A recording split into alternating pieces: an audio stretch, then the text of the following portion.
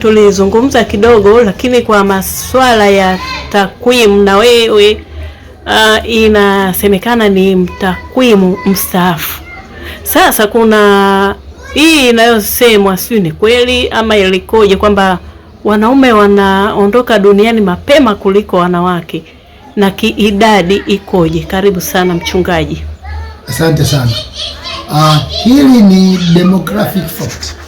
Demography ni elimu ya idadi ya watu, ndivyo imefanywa research na ikaonekana hivyo, na ni kweli kabisa kwamba hata wakati ule tunaposikiliza kwa mfano watoto waliozaliwa tuseme katika wiki au siku ya sikukuu, kwa mfano tulikuwa tunasikiliza siku za nyuma, siku hizi siyasikiliza sana, kwamba mkesha wa Christmas walizaliwa watoto wangapi, Wamana, Muhimbili na watu.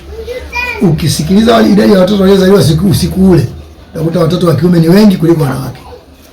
Katika taratibu za kuzaa, sasa hiyo ni kuingia ndani sana kwenye biology, nisingefika huko, lakini hii ya takwimu ni kwamba wakati wa kuzaliwa mwaka 0 mpaka miaka 4 idadi ya watoto wa kiume ni kubwa kuliko idadi ya watoto wa kike, na inaonekana kwamba wanaume na viumbe, si wanaume tu kwa wanadamu, lakini viumbe vyote vya kiume vina udhaifu. Hata mbegu za kiume zinakaa kwa muda mfupi sana ndani ya mwili wa mwanamke, kama hazijapata ovulation inakufa upesi kuliko za kike. Kwa hiyo watoto wa kiume waliozaliwa, maana yake ni kwamba kwa sababu wao wanakuwa na kasi, mbegu zao zinakuwa na kasi kukimbilia yai kule ndani, alafu baadaye zinapata nafasi. Lakini za kike zinatembea pole pole, alafu zinafika kwa kuchelewa na vitu kama hivyo. Lakini sasa tuzungumzie hawa watoto wa umri wa miaka 0 mpaka miaka 4, ndio inayoonyesha kwamba nchi hii ina watu kama watoto wenye umri wa miaka 0 mpaka 4 ni wengi kuliko wengine wote, na kupungua huo kuna kwenda exponentially, maana curve yake haiwezi kuwa mstari ulionyooka kwenda juu kama rula ile curve, kwa sababu wanapungua umri unapoongezeka mpaka wakifikia miaka 100 wanakuwa ni wachache. Sasa wanawake wanaanza kuwa wengi kuanzia umri wa miaka 35 na kuendelea. Hapo katikati, hapo nyuma unakuta wanaume ni wengi na wanapungua polepole. Ni maumbile ya kibinadamu ambayo siwezi kuyazungumzia sana, lakini ni demographic facts. Na katika nchi yetu ya Tanzania, population pyramid yetu ni nzuri sana, ni bell shaped, ambayo inaonyesha kwamba tuna watoto wengi, tofauti na mataifa ya magharibi ambayo imekuwa kama chupa ya soda iliyogeuzwa. Ndio population pyramid yao zilivyo. Nusu ya chupa ya soda iliyogeuzwa ndio population pyramid za nchi za magharibi. Sasa hapa ni hatari, kwa sababu idadi ya watu kule inapungua, lakini sisi huku tuna watoto. Tujihadhari tusije tukashindwa kuendelea kuzaa, tuwatunze vijana na wanawake. Inasemekana wanaume walioko kwenye ndoa wanaondoka duniani haraka kutokana na stress kutoka kwa wenza wao. Nini wito wako kwa wanawake wenye waume ndani?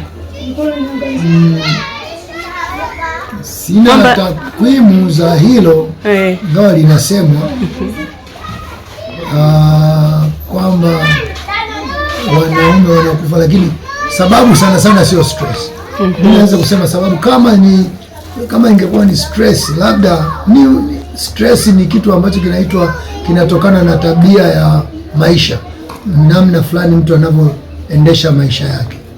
Mimi ninaamini kabisa kwamba hasa kwa Wakristo, tukikaa vizuri na Mungu katika maisha yetu, tunaweza tukazeeka vizuri, na mtu anaweza kaondoka kwa siku zake alizopangiwa na Mungu badala ya kuondoka kwa msongo wa mawazo.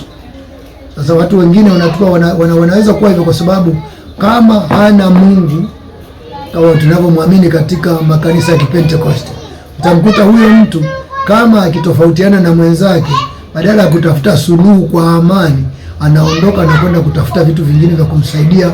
Anasema anapunguza mawazo kama vilevi au kutoka nje ya ndoa. Sasa hivyo ndio vinavyoweza kuongeza shida kwa mtu kama huyu, na hatimaye vikamfanya akaondoka maisha duniani mapema. Nini wito wako kwa jamii, baba mchungaji?